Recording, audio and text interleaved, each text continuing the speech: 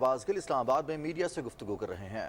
شاید یونیورسٹیاں نہیں دیتی اور ہر بار پکڑے جاتے ہیں، تو جھوٹ ایسی صفائی سے بولا جاتا ہے، اور پھر آپ کو پتہ ہے کہ صرف جھوٹ بول دینے سے اس جھوٹ کا فائدہ نہیں ہوتا، اس جھوٹ کو کسی وہیکل پہ رکھ کے بھی آگے بھیجنا ہوتا ہے۔ پھر میڈیا میں بھی کچھ من پسند دوستوں کے تھرو اس جھوٹ کو اس طریقے سے لانچ کیا جاتا ہے کہ وہ سچ کا شائبہ دیتا ہے، اور جھوٹ ایسے ٹائم پہ بولا جاتا ہے کہ جتنی دیر تک بندہ ریئیکٹ کرتا ہے کافی ساری پبلک سمجھنا شروع ہوتی ہے کہ یہ سچ ہے۔ تو آپ کے سامنے حقائق کے ساتھ، کیونکہ مریم صفدر صاحبہ نے کل بلوچ سٹوڈنٹس کو استعمال کرنے کی کوشش کی، جن کا مسئلہ پہلے ہی گورنر صاحب حل کروا چکے تھے، اور ان کے اسکالرشپس 5 دن پہلے ہی حل ہو چکے تھے، ان کو صبح کل استعمال کرنے کی لاہور میں کوشش کی، آج پھر وہ بولیں۔ اب کیونکہ وہ بولی ہیں تو ان کو بتانا چاہیے کہ وہ اصل میں ہیں کون اور وہ کرتی کیا ہیں۔ تو میں شروع اس بات سے کرتا ہوں کہ آج مسلم لیگ نون کی جو حالت ہے وہ 3 لوگوں کی وجہ سے ہے۔ پہلی تو نواز شریف صاحب اور شہباز شریف صاحب کی وجہ سے ہے کہ انہوں نے اپنی خود بھی اور اپنی آل اولاد کو بھی کرپشن کے اوپر لگایا اور کرپشن کی، اور پھر کرپشن پکڑوانے میں جو بہت بڑا ہاتھ ہے وہ مریم صفدر صاحبہ کا ہے، کیونکہ انہی کے زیر اثر تھے وہ ان کے چھوٹے بھائی الحمدللہ والے جو ہیں ہمارے دوست، جنہوں نے سب کچھ کہہ کے خود مانا تھا، اور ان کے ماننے پہ آج تک جان نہیں چھٹ رہی۔ تو یہ 3-4 کریکٹر ہیں جنہوں نے اس خاندان کی کامیابی سے کی ہوئی کرپشن جو ہے اس کو ساری پبلک کے سامنے بے نقاب کیا، اور اب یہ چاہتی ہیں کہ ان کی ہر بات پہ یقین کیا جائے، ان کے ہر ڈرامے پہ یقین کیا جائے، اور منوان تسلیم کر لیا جائے جو یہ کہتی ہیں۔ لیکن جب بھی کوئی کہتا ہے، اسلام میں بھی ہے، جب کوئی گواہی دیتا ہے تو ایسے گواہ کو مانا جاتا ہے جس کا ماضی ٹھیک ہو۔ اسلام میں بھی کسی ایسے گواہ کی گواہی کو نہیں مانا جاتا جو جھوٹا ہو، مکار ہو، یا کسی ایسے جھوٹ فریب کے عیب کے اوپر اس کو پہلے سزا ہو چکی ہو۔ ایون پاکستانی عدالتوں میں بھی کسی گواہ کے بارے میں اگر آپ اس کا کرمنل ریکارڈ پیش کر دیں تو اس کی گواہی نہیں مانی جاتی۔ ہمارے ملک کا عجیب دستور ہے، یہاں پر ایک سرٹیفائیڈ جھوٹی جس کو ڈگری مل چکی ہے جھوٹ اور فریب کی اور فراڈ کی، وہ روز صبح اٹھ کے جھوٹ بولتی ہیں، پھر ان کے پورے درباریوں کی جو ہے وہ گردان ہوتی ہے، اور ان کے شوہر ان کو توبہ نعوذ باللہ کبھی بی بی زینب سے ملاتے ہیں، کبھی خود اپنے آپ کو حضرت علی رضی اللہ عنہ کے خاندان سے ملا کر وہ تشبیہیں دیتے ہیں۔ یا یہ لوگ پاگل ہو گئے ہیں، یا ان لوگوں کا دماغ کہیں چلا گیا ہے، یا یہ ہمیں اتنا بیوقوف سمجھتے ہیں۔ تو انہوں نے خود سوچنا ہے کہ جو ان کا ماضی ہے اس کے بعد بڑا مشکل ہے، جو عدالتوں سے ان کا ماضی ڈکلیئرڈ ہے، کہ کوئی ان پہ یقین کرے۔ لیکن کیونکہ یہ بار بار نہیں مانتے تو میں کچھ چیزیں آپ کے سامنے رکھتا ہوں۔ یہ ملک کی اعلیٰ ترین عدالت کا فیصلہ ہے، یہ سپریم کورٹ آف پاکستان کے ججز کے سگنیچر ہیں۔ یہ ملک کی اعلیٰ ترین عدالت نے ان کے بارے میں یہ لکھا ہے۔ اس کے بعد تو ان کی کوئی اگر ان میں تھوڑی سا خیال ہو تو اس کے بعد تو انہیں بیان نہیں دینا چاہیے شرمندگی سے۔ کیا لکھا ذرا پڑھ کے سنا۔ یہ لکھا ہے کہ مریم Safdar has submitted fake falsified document to the JIT which is criminal offense۔ یہ تمام چیزیں جو ان کے فیصلے کے کنکلوژن میں جو جے آئی ٹی نے وہاں جمع کروائیں اور عدالت نے ریکارڈ کا حصہ بنایا، وہ تمام چیزیں آپ کے سامنے جے آئی ٹی کی رپورٹ میں بھی ہیں، عدالت کے فیصلے میں بھی ہیں، جس سے ان کو سزا ہوئی۔ ایونچولی آپ کے سامنے جو کورٹ تھی احتساب کی، اس نے ان کو سزا دی، اور یہ آج بھی جیل سے اس لیے باہر ہیں کہ اس ٹائم انہوں نے یہ کہا کہ میرے والد بہت بیمار ہیں اور میں نے ان کی تیمارداری کرنی ہے، میں ایک خاتون ہوں، اور ہم آپ کو یہ بتا نہیں سکتے کہ کس کس کے سامنے یہ ایک نہتی خالہ جو تھیں وہ کس کس کے سامنے روتی تھی تب، اور رحم کی بھیک مانگی جاتی تھی، اور اس وقت یہ کہا گیا کہ والد کا میں نے خیال کرنا ہے تو مجھے ضمانت دی جائے۔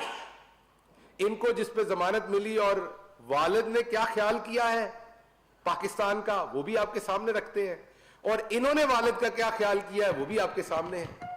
تو بنیادی طور پر یہ ایک سرٹیفائیڈ جھوٹی اور فراڈ ہے جن کو عدالت بتا چکی ہے کہ نہ صرف انہوں نے خود بلکہ اس میں بیچارہ حسن نواز بھی انہوں نے پھنسوایا ایز اے رسپونڈنٹ نمبر 8 یہ لکھا ہوا ہے. اس میں وہ درویش آدمی ملنگ آدمی جو ہے کیپٹن ریٹائرڈ صفدر اس کو بھی پھنسایا. سمجھ رہے نا, اس کو خام خواہ مروا دیتی ہیں, نہ اس بیچارے کا کوئی لینا نہ دینا. ویسے ایک بات آپ کو بتاؤں, چند دن میں بیرسٹر شہزاد اکبر صاحب آپ کے سامنے کچھ چیزیں رکھیں گے, انہاں دے تے کملے بھی مال بنا دے نے, جڑے اس ٹبر دے کملے نے وہ بھی مال بنا دے نے. جو تیز ہے وہ تو کرتے ہی کرتے ہیں, جو کملے ہیں وہ بھی مال بناتے ہیں. تو حیران ہوں یہ کوئی بیماری کی طرح ان کو لگ گئی ہے یہ چیز کہ کرپشن کرنی ہے. اب آتے ہیں ہم کراچی کے واقعہ پہ. میں کوئکلی شارٹ پریس کانفرنس کروں گا, آپ کی 12 بجے کی ہیڈ لائن ہے تو چینلز کا بھی خیال رکھنا چاہیے. میں دوستوں سے کہوں گا کہ اگر آپ اپنے کیمرے وہاں موڑیں, آواز میری چلے گی لیکن کیمرے اگر وہاں موڑیں, تو میں آپ کو ایک بات دکھانا چاہتا ہوں کہ بڑی بات ہوئی کہ دروازہ توڑا گیا, وہاں پر پولیس کے علاوہ لوگ آئے, اپنے ہی گارڈ جو ٹیلی فون کے اوپر لے رہے تھے انسٹرکشنز ان سے, ایک ذیشان صاحب تھے, ایک شکور صاحب تھے, ان کو اداروں کے لوگ بنا کے ایک من پسند چینل پہ چلوایا گیا, وہ نیریٹو بلکہ 2 پہ چلوایا گیا. وہ پھر ان چینلز کو, میں تو یہی کہہ سکتا تھا کہ آپ کو ماموں بنایا جا رہا ہے, لیکن کئی دفعہ تو لوگ خوشی کے لڈوؤں کے ساتھ بھی ماموں بنتے ہیں. یہ اب ان دوستوں نے فیصلہ کرنا ہے کہ وہ خوشی سے ماموں بن رہے تھے یا یہ بنا رہے تھے کہ اداروں کے خلاف پھر نیریٹو ایک دیا جا رہا تھا.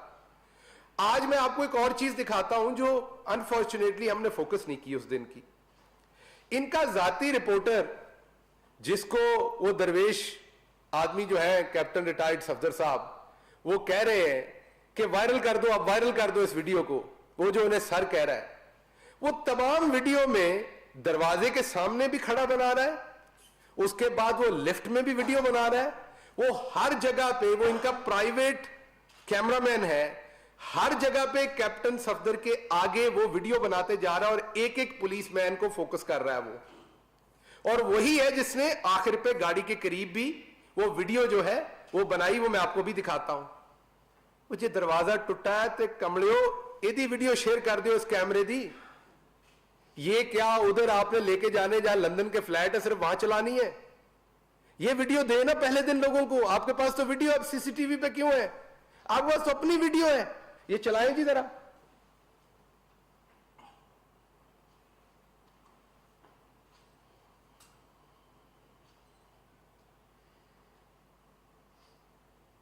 یہ میرا خیال آپ آگے کر کے لیکن چلیں, آپ اگلے سین میں بھی ہوگا, وہ ہر سین میں یہ لفٹ میں کھڑا وہ ویڈیو بنا رہا ہے. ابھی آپ کو آگے بھی نظر آئے گا, جس سین میں آپ جائیں گے وہ آگے آگے کیمرہ لے کے, یہ 22 منٹ کی ویڈیو میں آپ سب کو بھی پرووائڈ بھی کروں گا, وہ ہر جگہ پہ کیمرہ لے کے آگے اسکاٹ کر رہا ہے انہیں.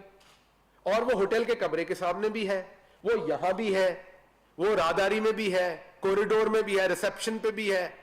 جب تک کیپٹن صاحب جاتے نہیں, وہ آپ کو نظر آ رہا ہے یہاں پر, ابھی پھر نظر آئے گا, وہ آگے آگے کیمرہ لے کے چلتا جائے گا ہر جگہ پہ. ایک ایک پولیس والے کو یہاں لفٹ میں اس نے فوکس کر کے ایک ایک کے چہرے کی ویڈیو بھی بنائی ہے.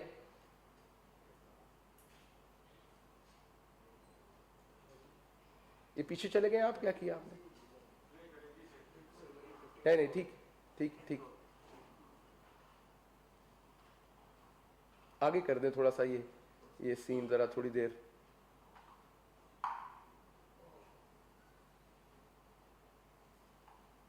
تھوڑا سا اور آگے کیجیے, اور آگے کیجیے, اور آگے, یہ پیچھے آ گئے, اور آگے کیجیے, اور آگے کیجیے, اور یہ دیکھیے, یہ آپ دیکھیے یہاں پر یہ کیمرہ مین آپ کو, یہ کھڑا ہے لڑکا, یہ سب کی ایک ایک کی ویڈیو بنا رہا ہے. یہ ساتھ آیا ہے کمرے کے سامنے سے, یہ ایک ایک کی ویڈیو بنا رہا ہے یہ لڑکا. یہ دیکھیے آپ, یہ ایک ایک پولیس مین کو فوکس کرے گا الگ الگ سے, ان کے ناموں نیم پلیٹس تک کو یہ بیچ میں لے گا. اب ذرا آپ کو کوئی 1 سیکنڈ میرے ساتھ رہنا پڑے گا. یہ جیسے ہی فلور آتا ہے تو آپ دیکھیں گے کہ یہ ہر جگہ پہ اسکاٹ کر کے جائے گا. مریم صفدر اتنی انفارچونیٹلی نکمی جھوٹی ہیں, یہ 2 میڈیکل کالجز سے فیل ہوئی. جس میڈیکل کالج میں گئیں بدقسمتی سے اس کے پرنسپل کو بھی نکلوایا کیونکہ وہ داخلہ نہیں دے رہے تھے کنگ ایڈورڈ والے, والد نے ان کو نکلوا دیا. اس ٹائم بھی اداروں نے اسے سپورٹ کی اور یہاں پر اس کا داخلہ کروایا, وہ بھی نہیں کروانا چاہیے تھا. میں تو یہ کہوں گا ترس کھا کے, یہ دیکھیے یہ کیمرہ مین آگے آگے جا رہا ہے, یہ اب آپ دیکھیے ہر جگہ پہ آپ کو یہ آگے چلتے, یہ دیکھیے یہ کیمرہ مین, کیمرہ اس کا آن ہے اور پیچھے ہے, ایک پروفیشنل فوٹوگرافر ہے, سٹینڈ کے اوپر کیمرہ لگا ہوا ہے. ایسا بھی نہیں ہے کہ یہ کیمرہ اچانک کہیں سے پکڑ کے لے آیا, اس نے باقاعدہ ٹرائی پوڈ کے اوپر کیمرہ لگایا ہوا ہے. یہ تو ایسے جیسے شادی کی بدائی ہوتی ہے تو اس میں وہ جو ٹرائی پوڈ پہ لے کے آگے آگے وہ چلتا ہے کیمرہ, کوئی سین نہ مس ہو جائے, کوئی اینگل نہ مس ہو جائے. یہ ڈرامہ تمام کا تمام آرکیسٹریٹڈ تھا, آپ کو بتانا یہ چاہ رہا ہوں. یہ ڈرامہ تمام کا تمام بنایا, وہ دیکھیے وہ چل رہا ہے آگے آگے, ایک جگہ کی فوٹیج وہ مس نہیں کر رہا.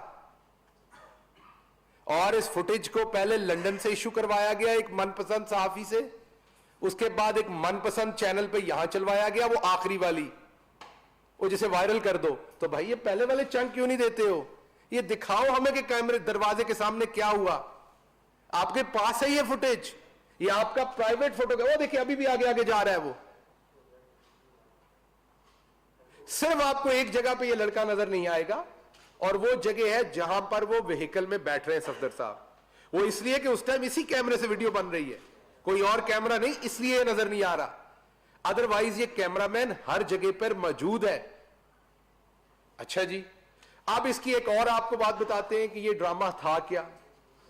اب یہ ہوتا ہے بلاول کو مریم سے زیادہ غصہ آتا ہے, واپس آ جائیے, بس یہ ہو گئی. مریم کو بلاول سے زیادہ غصہ آتا ہے, آئی جی صاحب سے ملا جاتا ہے, پھر اچانک بہت سارے پولیس افسران چھٹی پہ چلے جاتے ہیں, پھر بیان آنے شروع ہوتے ہیں. بلاول صاحب بیان دیتے ہیں کہ آرمی چیف اور D G I S I سے تحقیقات کی اپیل کرتا ہوں. اچھا جی ٹھیک ہے, بالکل کرنا چاہیے. صفدر صاحب کہتے ہیں ڈی جی آئی ایس آئی تحقیقات میں دلچسپی لیں, یہ ان کا بیان ہے, بالکل آپ بھی حق بجانب ہے. یہ جو جھوٹ بولنے کے لیے ان کی ترجمان ہے, جو دوسروں کو کرائے پہ کہتی ہیں, اور مجھے سمجھ نہیں آتی, خود اپنی طرف نہیں دیکھتی کہ کیسے آئیں, کہاں سے آئیں, کیا کس کوالیفیکیشن کے تحت یہاں تک پہنچی. آپ کو تو یہ باتیں نہیں کہنی چاہیے. خیر, آرمی چیف کو نوٹس لینا چاہیے تھا. مریم اورنگزیب اور یہ مریم صفدر صاحبہ کی سٹیٹمنٹ, حکومت اور عدلیہ نوٹس لینا چاہیے, حکومت اور عدلیہ کو نوٹس لینا چاہیے تھا, کسی اور کو نہیں. اور بھائی پہلے گھر میں فیصلہ کر لو کس سے نوٹس دلوانا ہے. شوہر آپ کا کوئی اور بات کہہ رہا ہے, ترجمان آپ کی کوئی اور بات کہہ رہی ہے, آپ کا نیا منہ بولا بھائی جس کی والدہ شہید کے بارے میں آپ کے والد اور چچا گندی اور فوش تصویریں پھینکا کرتے تھے ہیلی کاپٹر سے, وہ آپ کے نئے منہ بولے بھائی صاحب کچھ اور کہہ رہے ہیں. پہلے گھر چ فیصلہ کر لو کہ کو نوٹس دوانا ہے. ڈرامہ تو آپ کا میں نے دکھا دیا کہ آرکیسٹریٹڈ تھا, ٹرائی پوڈ پہ کیمرے لگے ہوئے تھے, آپ ہی کی پولیس تھی. آپ کی اس لیے کہہ رہے ہیں کہ سندھ کی پولیس تھی, اور وہ چند گھنٹوں میں آپ ہی کے کہنے پہ وہ معاف کیجیے گا, وہ چھٹی پہ بھی چلے گئے.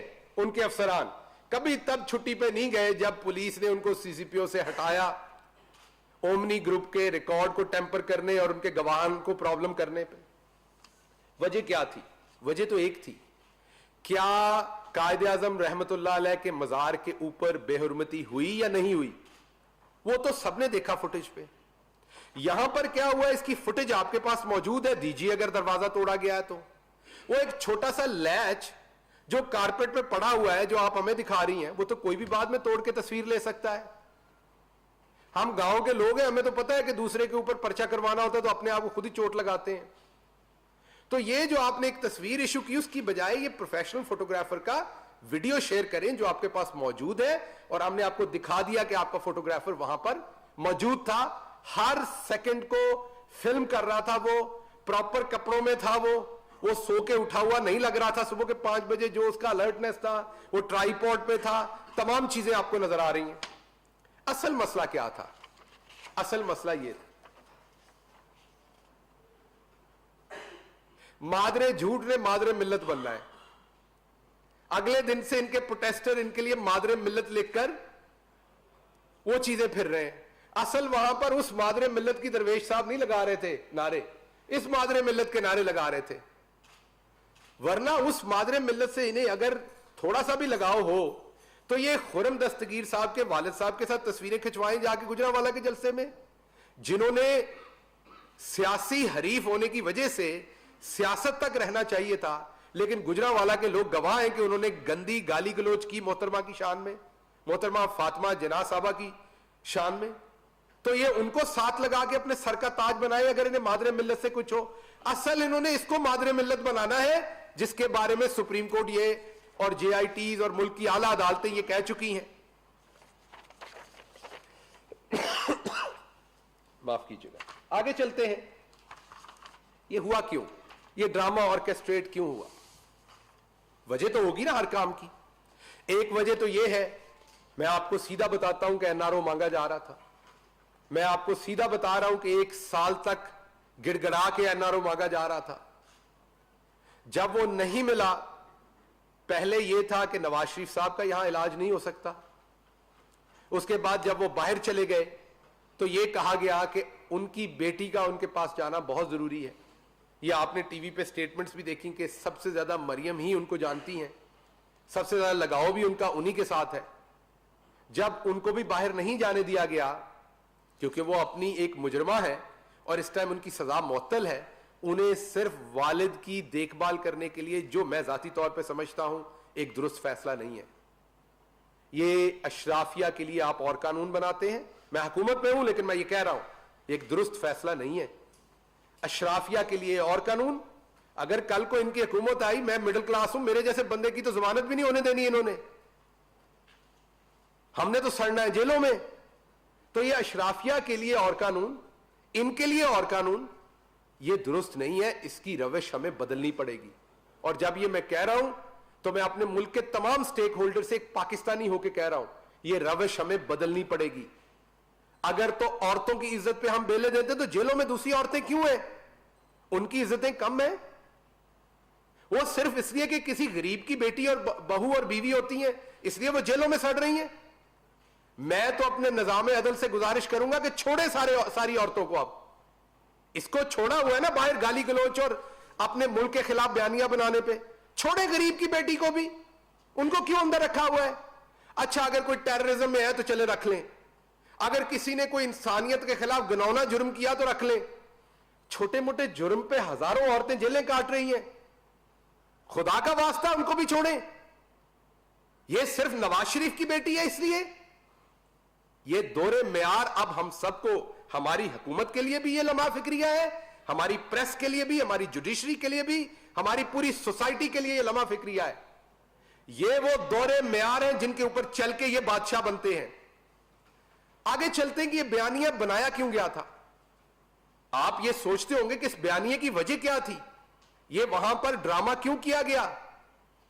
ہم نے اگر کیپٹن ریٹائرڈ صفدر کو پکڑنا ہو تو میں آپ کو یہ کہہ دیتا ہوں کہ بہت کچھ ہے جس میں پکڑا جا سکتا ہے.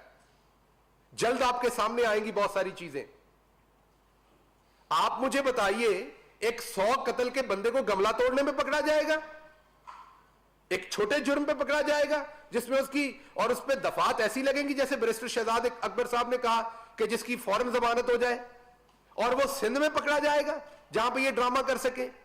یہ تمام ڈرامہ یاد یہ منہ بولے بھائی بہن نے مل کے رچایا ہے یا اس نے ان سے بدلہ لیا ہے, اور پرپز ایک ہے دونوں کا, اور وہ ہے ملک دشمن بیانیہ. آپ کو بھی اس بات کا پتہ ہے, پریس میں ہے, کہ کسی چیز کی جب وہ واقعہ ہو جائے اور بڑا واقعہ ہو جائے تو اس کی جو سٹیٹمنٹ ٹی وی پہ لگنا اس میں کوئی انہونی بات نہیں ہے. لیکن واقعہ اتنا ہو, سٹیٹمنٹ اتنی ہو, میں جانتا ہوں کہ آپ سب صحافی دوست گھر میں بلے دہی کھا رہے ہو نا اس ٹائم, سائنس کی آپ کو ضرورت نہیں ہوتی, آپ کو پتا ہوتا ہے کہ پیچھے کوئی ہے, اس سٹوری کو کوئی پیڈل کر رہا ہے. ابھی کراچی میں کیپٹن ریٹائرڈ صفدر کو پکڑا گیا ہے. شہباز شریف صاحب اور دوسروں کے بارے میں تو کھانا گھر سے آتا ہے, یہ تو ہمارے پاس اطلاع, اس غریب کے بارے میں تو کھانا بھی گھر سے نہیں آتا تھا, جیل سے ہی ملتا تھا. تو ایک ایسا بندہ پکڑا گیا جس کے بارے میں کوئی ایسی سیاسی خاصی افادیت نہیں تھی, اور یہ انڈین چینلز پہ کیا چلا فوری طور پر, یہ آرکیسٹریٹڈ تھا, یہ پہلے سے پلانڈ تھا. یہ کیا چلایا جا رہا ہے؟ کلیشز بٹوین پولیس اینڈ پاک آرمی ریزلٹس ان 2 کیجویلٹیز. آپ صحافی ہیں, خدا کو حاضر ناظر جان کے بتائیں کیا اس دن وہاں کو کیجویلٹی ہوئی ہے؟ ہوئی ہے تو یہ کیمرے پہ دکھا دیں, ان کے پاس فوٹیج ہے.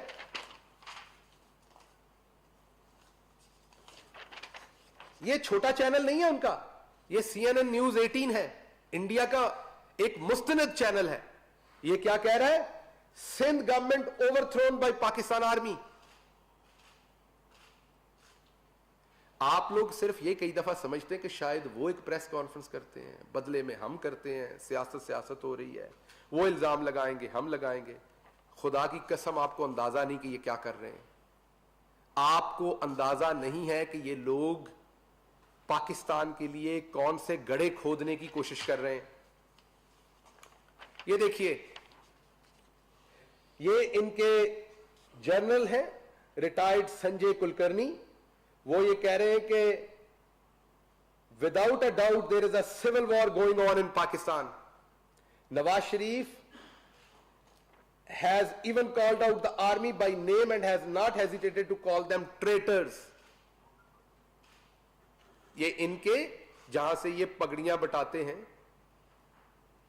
یہ وہ کہہ رہے ہیں کہ نواز شریف اپنی فوج کے بارے میں, اپنے آرمی چیف کے بارے میں کیا کہہ رہے ہیں. یہ ان کے اور major general retired Rajesh Arya. I think the time has come where the Pakistani public is realizing that the present regime in Pakistan has sold itself out to China. اب آپ کو ٹارگٹ بھی نظر آ رہا ہے. دیکھیں, ان کا سودا تو صرف یہ ہے کہ ہماری کرپشن بچائیں, لیکن جن کے ساتھ سودا کر رہے ہیں واپس انہوں نے بھی تو کچھ لینا ہے نا. انہوں نے تو کسی سے گزارش کی ہے کہ جی اسی کرپشن پھنسے ہوئے ہیں, ساڈی جان بچاؤ. اب انہوں نے بھی واپس کچھ لینا ہے, تو ہٹ کہاں پہ ہے؟ چائنا کو سولڈ کر دیا, سی پیک پہ ہٹ ہے, آپ کی آرمی کے اوپر ہٹ ہے. یہ وہ نیریٹو بلڈ کیا جا رہا ہے. یہ ٹائمز نو انڈیا کا بڑا چینل ہے, آپ سب صحافی دوست جانتے ہیں. یہ میں کوئی چھوٹے چینلز آپ کو نہیں دکھا رہا کہ کوئی ریجنل چینلز کے اندر کوئی خبریں لگوا دی. ان کا بھی وہی نیریٹو ہے. ہماری آرمی کے بارے میں کیا لفظ استعمال کر رہے ہیں, کہہ رہے ہیں کہ قتل و غارت ہو گئی, کراچی کے اوپر ٹیک اوور ہو گیا.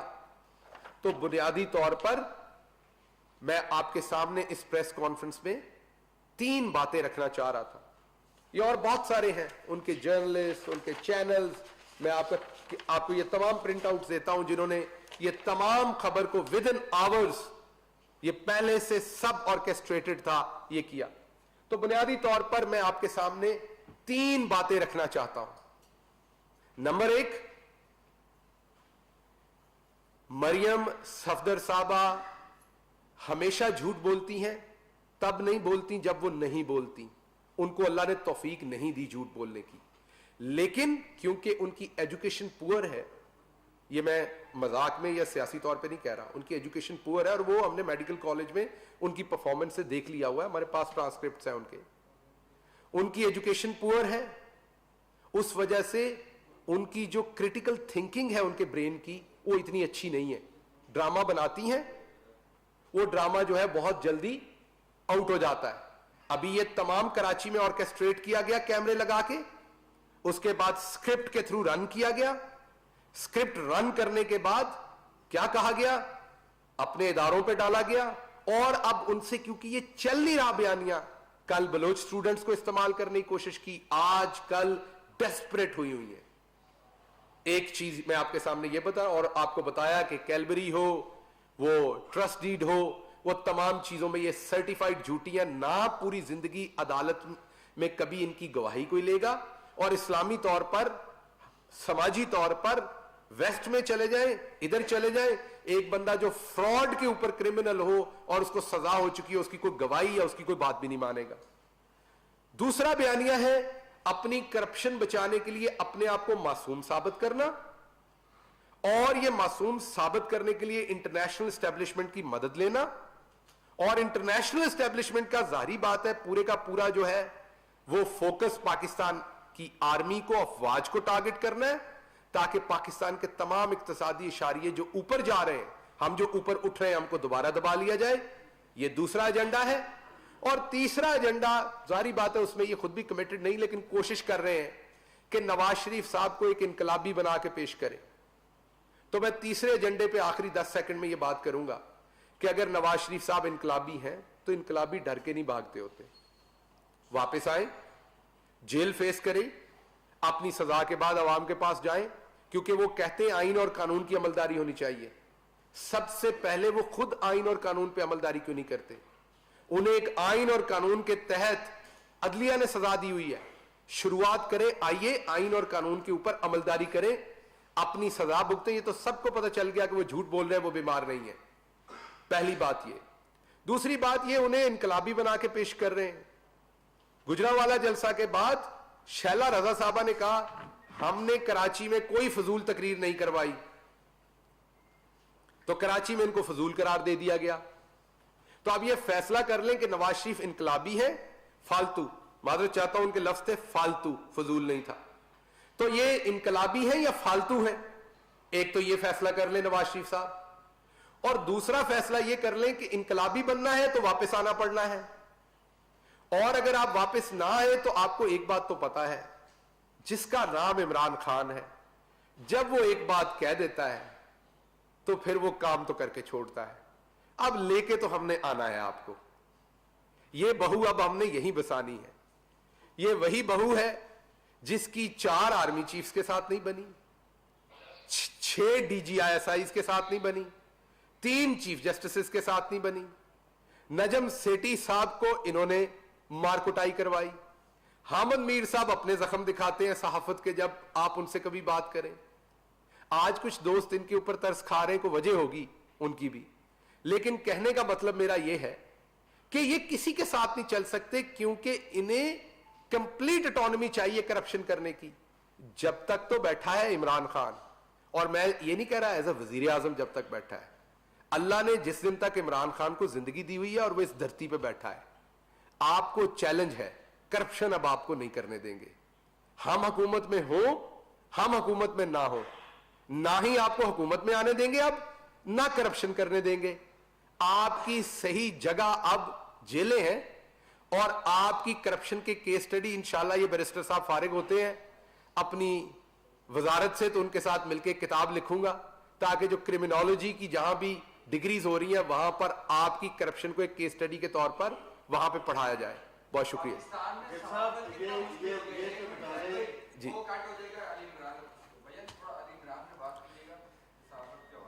جی دیکھیے, پرائم منسٹر صاحب نے پہلے بھی سٹیٹ کیا اور میں دوبارہ سٹیٹ کر رہا ہوں یہ کہ ہم آزادی رائے پر یقین رکھتے ہیں, اور اس کی بڑی سیدھی سیدھی وجہ ہے کہ ہمارا لیڈر کرپٹ نہیں ہے, ہمارے پاس چھپانے کو کچھ نہیں ہے جو آپ ہماری خبر دیں گے. ہم کوئی ایسی کرپشن نہیں کر رہے جو آپ خبر دیں گے تو ہمیں پریشانی ہوگی. کوئی بھی صحافی انکلوڈنگ علی عمران صاحب, ان کی فوراً بازیابی ہونی چاہیے. اگر وہ کئی دفعہ ایسا ہوتا ہے کہ ذاتی رنجشیں ہوتی ہیں, اگر کوئی ایسا معاملہ, تب بھی پولیس کو ان کی فیملی کی فوری ہیلپ کرنی چاہیے. سندھ گورنمنٹ کو فوری طور پر ان کے خاندان سے بھی رابطہ کرنا چاہیے. اور میں آلریڈی اپنی منسٹری کو بھی, جو انٹیریئر منسٹری ہے, ان سے ہم آلریڈی, شبلی فراز صاحب آلریڈی ان سے بات کر چکے ہیں, کیونکہ میڈیا کے طور پر یہ انفارمیشن منسٹر کی بھی ذمہ داری ہوتی ہے. میری اور شبلی صاحب کی بھی بات اس پہ ہو چکی. شبلی صاحب نے مجھے بتایا کہ انہوں نے خود انٹیریئر منسٹری سے بھی ریکویسٹ کی ہے کہ جو بھی مدد ہو سکتی ہے وہ فوری طور پر پرووائڈ کی جائے. ہم کسی ایسی چیز کو نہ سپورٹ کرتے ہیں, نہ کسی ایسی چیز کے ساتھ کھڑے ہوتے ہیں. اس کی وجہ کیا ہے؟ یہ سب کچھ ہمارے ساتھ ہوتا رہا ہے. ہم ایسی کسی چیز کو سپورٹ نہیں کرنا چاہتے. سندھ گورنمنٹ اس کی انکوائری بھی کرے اور اس میں جو بھی حقائق ہے وہ بھی لائے, اور متاثرہ خاندان اور صحافی کو فوراً ریلیف دیا جائے.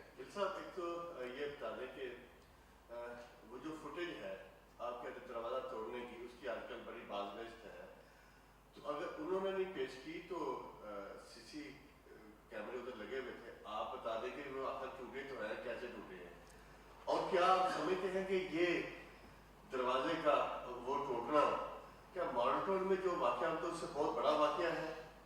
میں بتاتا ہوں. کیا جو سینکڑوں گاڑیاں ادھر توڑی گئیں, جو حاملہ خواتین کے منہ کے اوپر گولیاں ماری گئی, کیا پنجاب پولیس کی اس کارروائی سے بڑی ہے؟ آپ نے کہا کرپشن نہیں کرنے دیں گے نواز شریف کو, आप समझते हैं इस दौर में करप्शन नहीं हो रही, अगर नहीं हो रही तो कीमतें कैसे आसमान तक पहुंच की पहुंच से कैसे दूर होगी? मैं आपको जवाब देता हूं। आपने 3 बातें की, मैं क्विकली तीनों सवालों का जवाब देने की कोशिश करता हूं।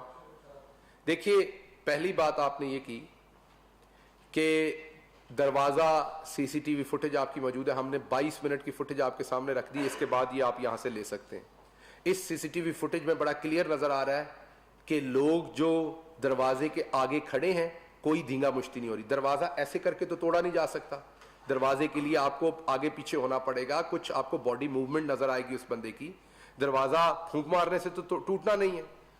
एक बात तो ये, एक दूसरा ये कि जब ये तस्वीर खींची गई तो अंदर के लैच को तो दिखाया गया बाहर पड़ा हुआ, बाहर दरवाजे के ऊपर किसी किस्म की, इवन जो मरियम सफदर ने तस्वीर इशू की, दरवाजे पे किसी किस्म के छोटे से स्कार की, रगड़ की, निशान की कोई जगह नहीं है, सवाए वो लैच टूटा हुआ है।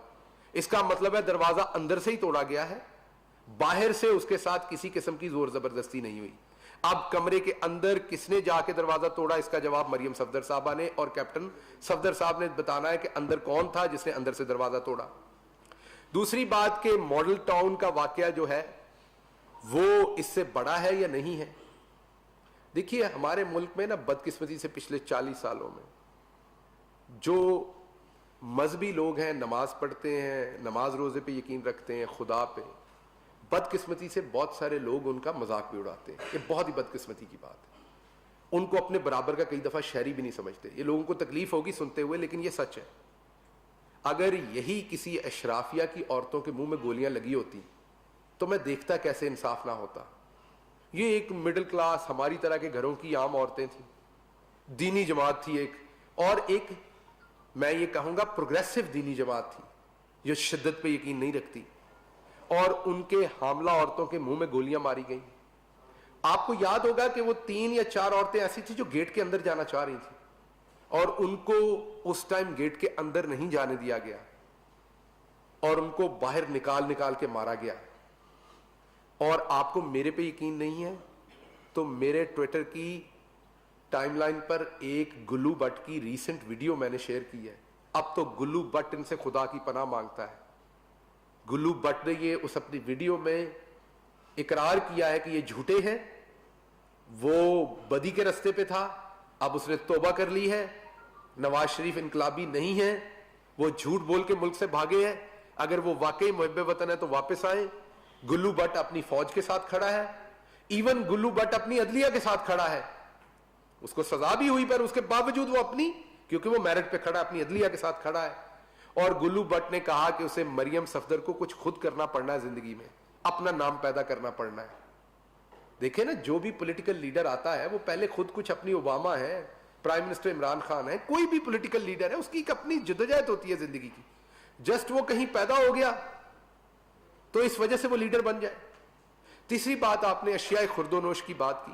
देखिए, ये हमारे साथ बदकिस्मती में ये बात समझिए कि जब आर्टिफिशियल डॉलर रोका हुआ था, 105.8 के ऊपर जो आपने कर्जे लिए थे, रातों रात वो आपके कर्जे जो हैं वो 160 और 70 पे आपको वापस करने पड़ने हैं। जिस तरह से लूट के करंट अकाउंट डेफिसिट आपका 20 अरब डॉलर का, आपकी कमाई 20 रुपए है, आपके अखराजात 60 रुपए हैं। ये 40 रुपए का फर्क कहीं जाना है ना। ये 40 रुपए का फर्क इकट्ठे हो के होता क्या है, आपके रिजर्व्स के ऊपर प्रेशर आता है, डॉलर ऊपर जाता है, रुपया नीचे आता है।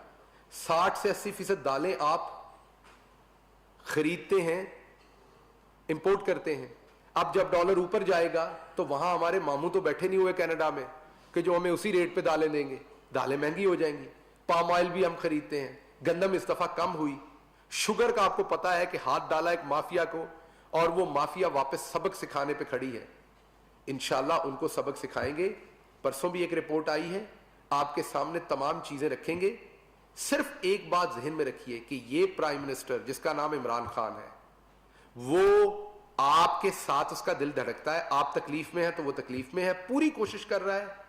2 ऑप्शन थे हमारे पास, इनकी तरह या तो 27 अरब की सब्सिडी देते पिछली जेब से, जो चीनी पे तकरीबन पर किलो 30 से 35 रुपए बनती है, तो आज आपको चीनी उसी रेट पे मिल रही होती, क्योंकि सरकार की तरफ से 27 अरब जाता उनको।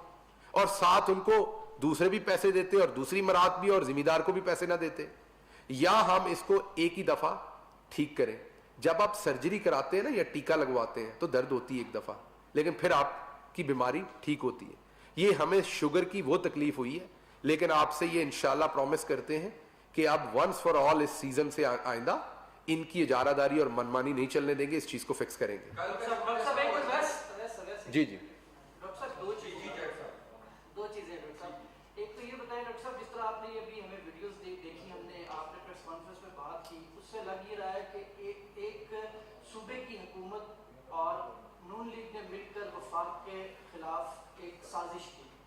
اب انٹرنیشنل پروپیگنڈا بھی ہوا, وفاق کو بھی جواب دینا پڑا.